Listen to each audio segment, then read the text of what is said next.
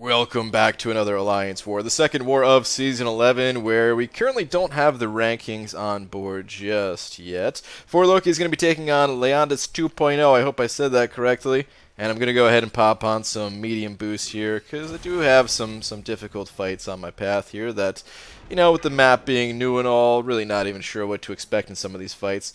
This first Psychic Thorns node looks very similar to the last war where I had Infinity Man on this node, so I guess people have kind of figured out that could be a difficult placement. But it is a different global defensive tactic that the opponents have picked this time around. They went with the dodge one, where any size small champions, they have a chance to evade, and if they evade, they even gain some power. So pretty nasty, but Infinity Man here, he is not a small size champ.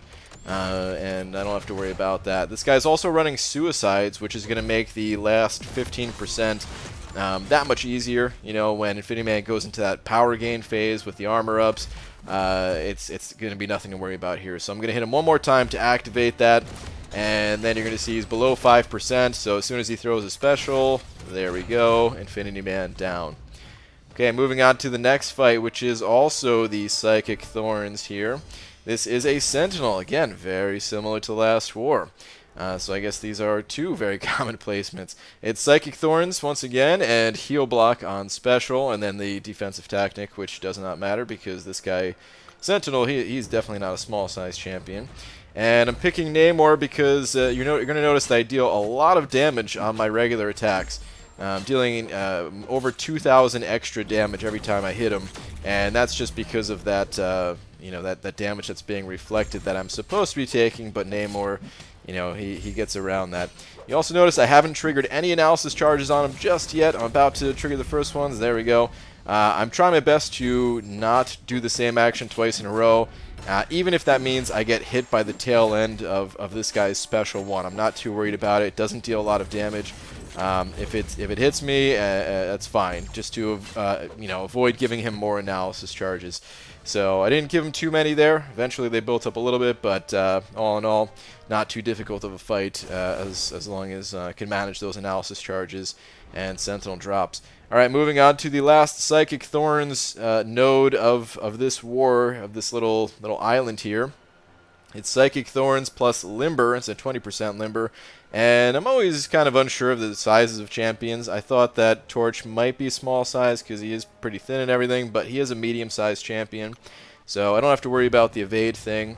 But, of course, I can only do medium attacks and heavy attacks with, you know, with Omega Red here. So it's kind of difficult to get that damage in. Namor, he has energy-based attacks, and I can't even remember exactly how Torch works, but I'm pretty sure you don't want to do energy-based attacks to this guy, unless I'm mistaken.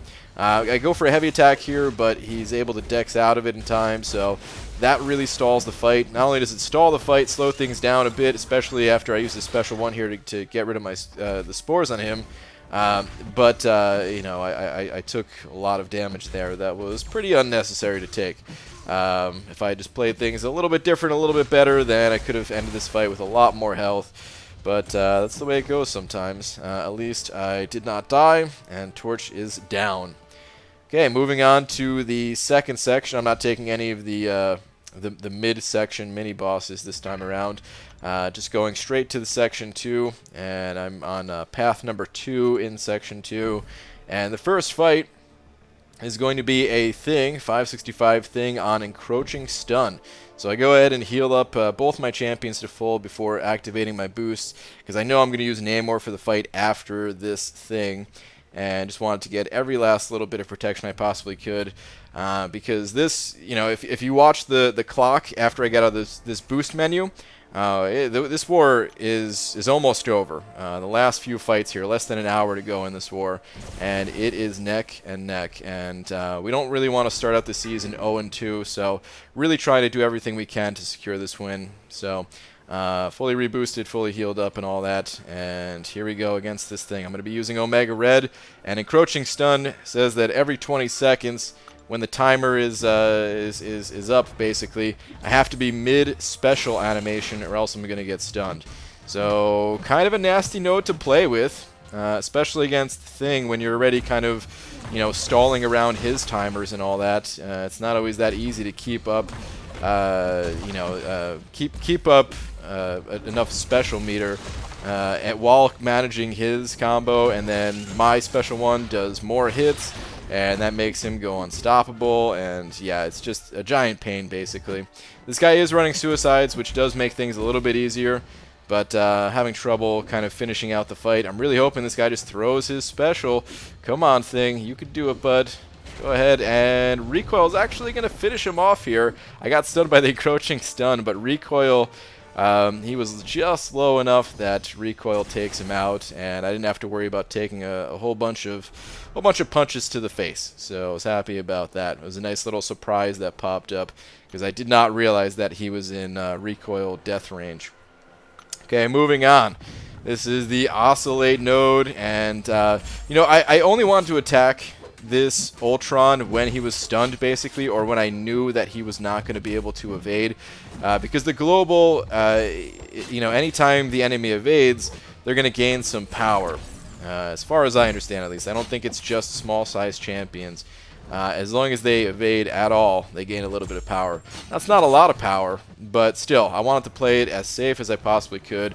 So I'm only attacking Ultron and doing 3-hit combos, basically, when he is stunned. And there's one time here where I get a stun on him right there, and I didn't even think I timed the parry correctly, so I didn't even go in for the attacks, but other than that, yeah, I'm just stunning him, trying to get my attacks in when I can, not even trying to punish specialists, because I don't want to feed him any kind of power at all, and don't want to, especially don't want to slip up with the Oscillate Node where he has a whole bunch of extra attack, so I'd rather just play things a little bit slow here, eventually build up to my special 3, which of course is going to amplify my damage by a lot, and then once I have that amplified damage, then we can kind of finish out the fight pretty quickly.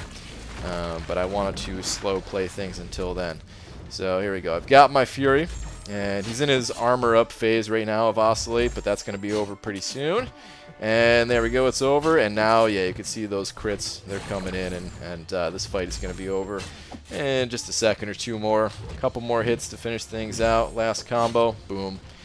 Alright, so not a difficult fight, just a slow fight, because I want to play it with absolute safety and certainty that I would get through without dying.